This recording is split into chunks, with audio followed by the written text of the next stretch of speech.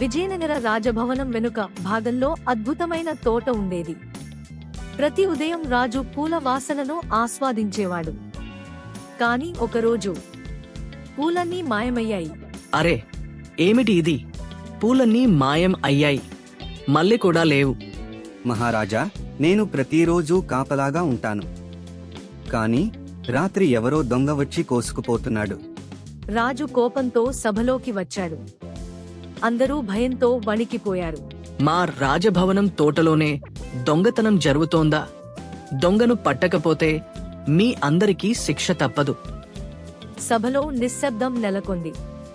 ఆ సమయంలో తెనాలి రామకృష్ణ ముందుకు వచ్చాడు. మహారాజా, మీరు ఆందోళన చెందకండి. దొంగ తానే వచ్చి ఒప్పుకునేలా చేస్తాను. రామకృష్ణ, నువ్వు ఎప్పుడూ మాటలతోనే గెలుస్తావు. ఇది పనికిరాదనుకుంటా. దొంగను పట్టుకోవడంలో బలమే కాదు, బుద్ధి కూడా కావాలి. చూడండి ఎలా బయటపడతాడో. ఆ రాత్రి రామకృష్ణ తోటలో ఒక పెద్ద బోర్డు పెట్టించాడు. అందులో ఇలా రాసి ఉంది: ఈ తోట పూలను తాకినవాడు వెంటనే నీలిరంగులోకి మారిపోతాడు. అదే రాత్రి పూల కోసం తహతహలాడిన దొంగ తోటలోకి చొరబడ్డాడు.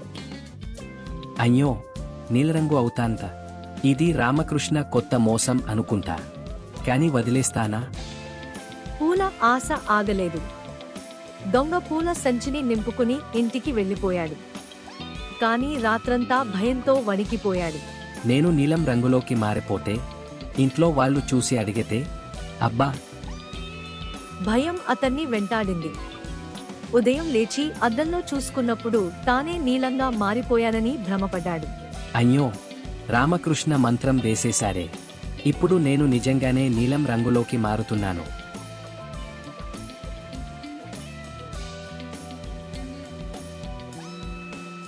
నన్ను క్షమించండి, నేను పూలు దొంగలించాను. కాని బోర్డు చదివిన వెంటనే నేను నీలిరంగులోకి మారిపోయాను. ఏమిటి రామకృష్ణ, నిజంగానే ఇతడు నీలంగా మారాడా?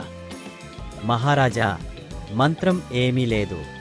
దొంగతనం చేసిన మనసాక్షి వల్లే ఇతడికి తానే నీలమయ్యానని అనిపిస్తోంది. రాజు ఆనందంతో రామకృష్ణను ప్రశంసించాడు. రామకృష్ణ, నీ తెలివి అద్భుతం. బుద్ధితోనే దొంగను పట్టించావు.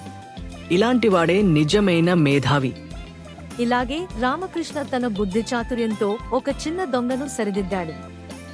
బలం కంటే బుద్ధి గొప్పది అని మరొకసారి నిరూపించాడు.